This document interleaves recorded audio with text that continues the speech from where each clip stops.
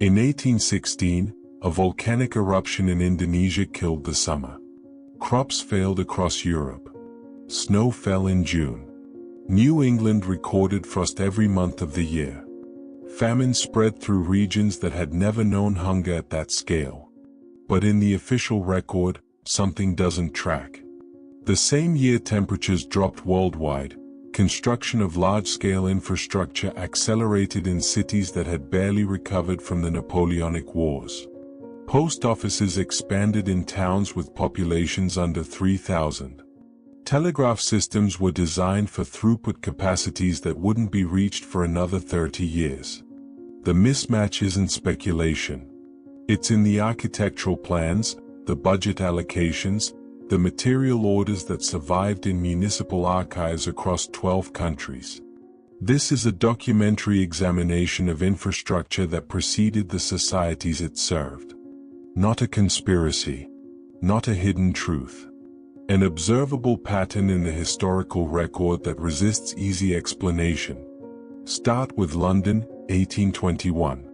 The General Post Office on St. Martin's Le Grand opens with sorting capacity for 120,000 items per day.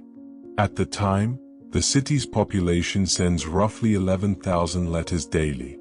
The gap between infrastructure and usage is documented in postal records held at the British Library. The building itself is designed with expansion wings that won't be needed until 1847. But they are built anyway. In 1821, the architect, Robert Smirke, specifies sorting bays, pneumatic tube casings, and basement storage vaults scaled for a city 3 times London's size. 26 years early. Official explanation: visionary urban planning. Parliament anticipated growth and invested ahead of demand to avoid future bottlenecks. Reasonable. Until you cross-reference with Manchester, Liverpool, and Edinburgh. Same year. Same pattern. Postal infrastructure built for populations that don't yet exist, in cities experiencing economic contraction after the war. And then you find the same thing in Boston. The Boston Post Office, completed in 1829, is designed with dedicated railway loading docks. The first passenger railway in the United States won't open until 1830. The first mail railway contracts won't be signed until 1838. But the loading infrastructure, the elevated platforms, the reinforced carriage bays, the dedicated access roads, they're all there in the 1829 blueprints. The architects specified rail gauges that matched the Baltimore and Ohio Railroad before that system was publicly announced. This isn't visionary planning. It's infrastructural foreknowledge. And it repeats. Philadelphia's Municipal Telegraph Station, built in 1844, includes underground cable conduits for 16 lines.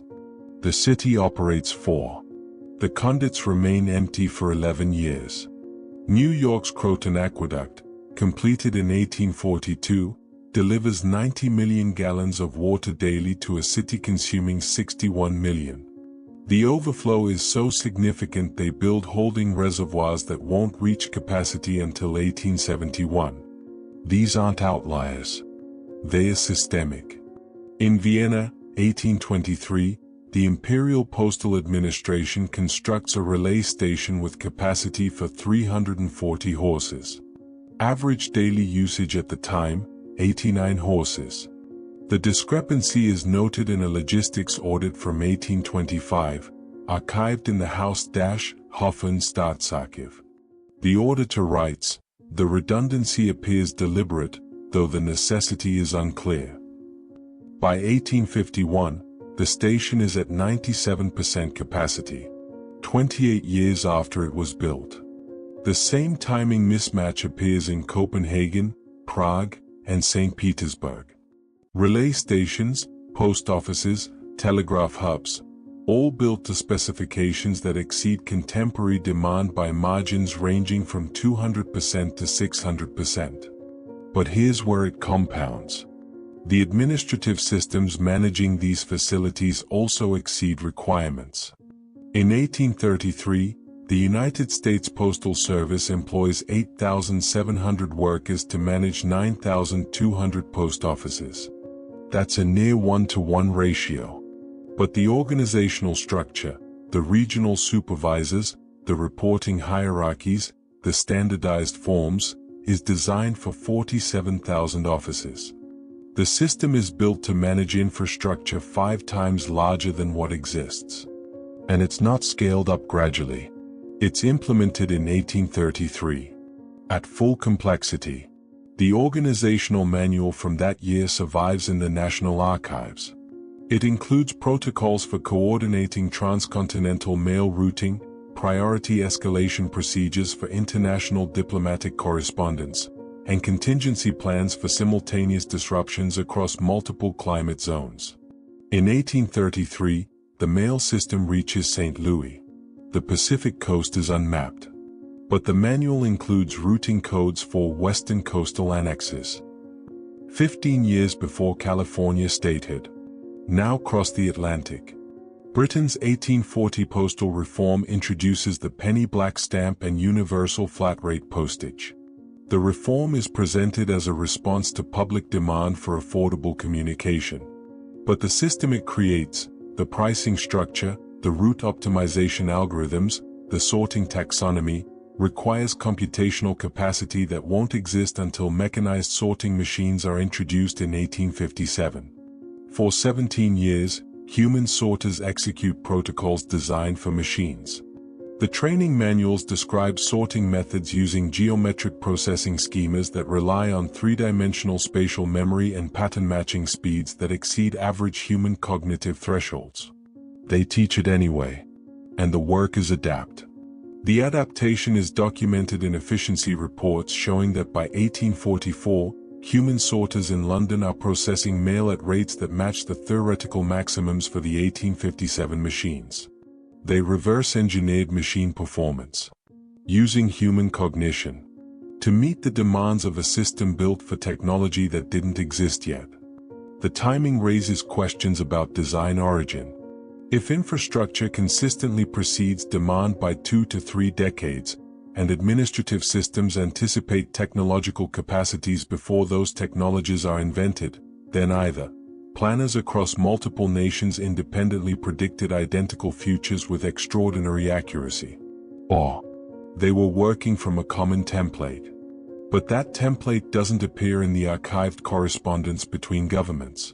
There's no evidence of international coordination meetings, no shared planning documents, no diplomatic cables discussing infrastructure cooperation. The systems just emerge, in parallel, across nations that are, in some cases, actively at war with each other. And they emerge complete. Not iteratively. Not through trial and error. The 1821 London Post Office doesn't have design revisions. The 1829 Boston facility isn't an improved version of an earlier model. The 1840 postal reform doesn't reference pilot programs. They appear as finished systems, and immediately begin functioning at scale. Which brings us back to 1816, the year the sky went dark, and construction accelerated. The infrastructure doesn't just precede demand. It precedes the industries it's designed to serve. In 1825, the Erie Canal opens across New York State, connecting the Great Lakes to the Atlantic Ocean. The engineering achievement is celebrated as a triumph of American ambition. 363 miles of hand-dug waterway through wilderness and bedrock. But the scale is wrong. The canal is built 40 feet wide and 4 feet deep. Those dimensions allow passage of cargo barges carrying up to 30 tons. In 1825, the regional economy generates approximately 9,000 tons of freight annually that could benefit from canal transport. The Erie Canal has capacity for 200,000 tons. The discrepancy is noted in the Canal Commission's own reports. They project it will take, perhaps 20 years, to reach full utilization. It takes 11. But here's the deeper anomaly. The towns along the canal route don't exist when construction begins in 1817. Rochester, Syracuse, Buffalo. These are settlements of fewer than 500 people when the canal survey is conducted. The canal doesn't connect existing cities. It creates coordinates for cities that will emerge later. And they do. By 1835, Rochester has 12,000 residents. Syracuse has 10,000. Buffalo 15,000.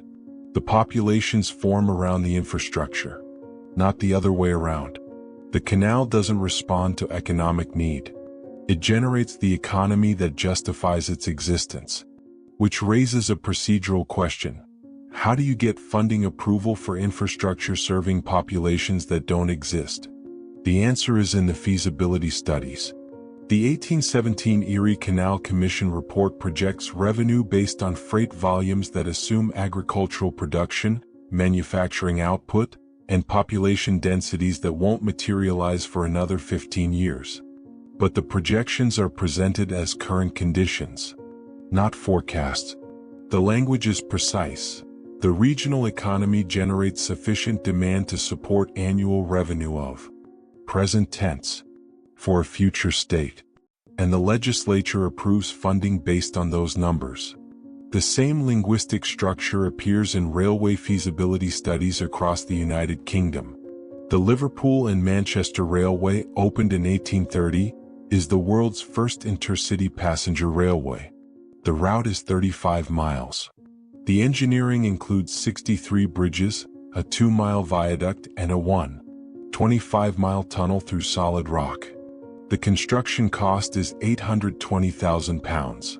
At the time, the combined annual income of Liverpool and Manchester is approximately £1, $2 million. The railway costs more than half the regional economy's yearly output. But the feasibility study projects passenger traffic of 1,200 people per day and freight tonnage of 450,000 tons annually. In 1830, the combined population of both cities is 270,000. The projected passenger traffic assumes that 1 in every 225 residents travels the route every single day. That's not a projection. It's a threshold requirement for solvency. And somehow the traffic materializes. By 1835, daily passenger counts exceed 1,400. Freight tonnage reaches 480,000 tons. The infrastructure creates the behavior it requires to survive. But the pattern extends beyond canals and railways. It appears in the electrical grid before electricity is commercialized.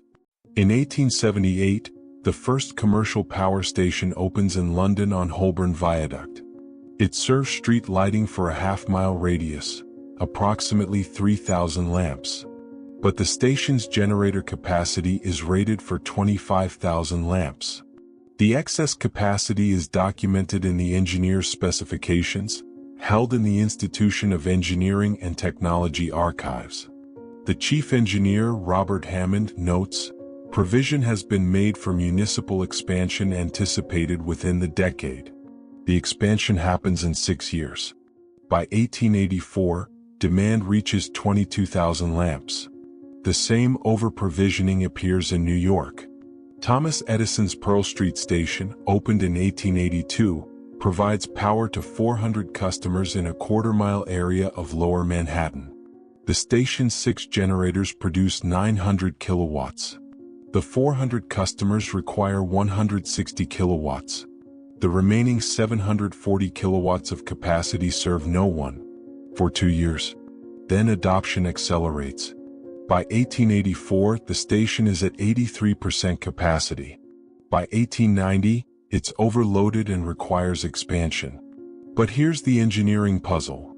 The 1882 station includes switchgear, voltage regulation systems, and load balancing infrastructure designed for distributed grid architecture. In 1882, there is no distributed grid. Each building gets a direct dedicated line from the central station. The grid topology that would require load balancing, multiple interconnected stations serving overlapping regions, doesn't exist in New York until 1896. But the equipment to manage it is installed in 1882, 14 years early. And it's not experimental equipment. It's production grade, fully integrated, operationally redundant. As if the engineers knew the grid would evolve into a specific architecture and pre-installed the management systems. The same foreknowledge appears in telecommunications. In 1858, the first transatlantic telegraph cable is laid between Ireland and Newfoundland. It fails after 3 weeks. But before it fails, the cable's terminus stations on both sides of the Atlantic include relay infrastructure for 12 simultaneous transmission lines. The cable has one line. The relay bays, the switching matrices, the insulation housings, they're all built for 12. The stations sit mostly empty for 8 years. Then, in 1866, a successful cable is laid. By 1870, 4 additional cables are operational. By 1880, there are 11. The infrastructure was ready. Before the technology was reliable. Before the demand existed. Before the economic justification was proven. And this pattern, building for a future state with precision timing, it compounds when you examine administrative standardization. The word Tartaria appears in European cartography as early as the 13th century. It's not mysterious. It's a Latin transliteration of Tatar, the collective term for Turkic and Mongolic peoples occupying the Eurasian steppe. On medieval maps, Tartaria marks a vast region stretching from the Caspian Sea to the Pacific Ocean, encompassing territories that would later become parts of Russia, Mongolia, Kazakhstan, and China. By the 18th century, the term falls out of use as more precise geographic nomenclature emerges. Nations solidify borders. Empires formalize administrative regions.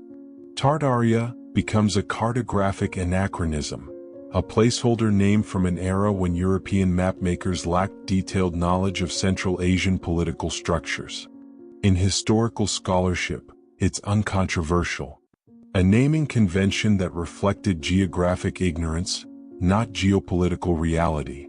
But in the 21st century, the word gets reinterpreted. Online researchers examining 19th century infrastructure begin using Tartaria as shorthand for a different proposition.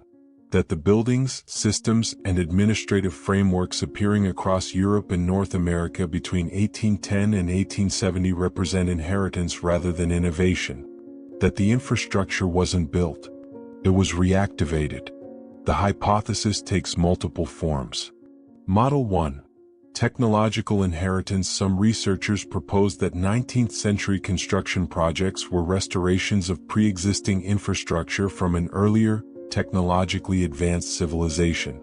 In this interpretation, the excess capacity in postal systems, railways, and power grids represents infrastructure originally designed for a larger population that collapsed due to a catastrophic event, possibly the climate disruption of 1816. The evidence cited: architectural homogeneity across continents, construction timelines that seem impossibly fast for the available labor forces, and building techniques that appear in the historical record fully formed without documented developmental phases. Model 2. Administrative continuity. Others suggest that what changed in the early 19th century wasn't the infrastructure itself, but the governance systems controlling it. In this view, the administrative protocols implemented between 1820 and 1850 weren't invented.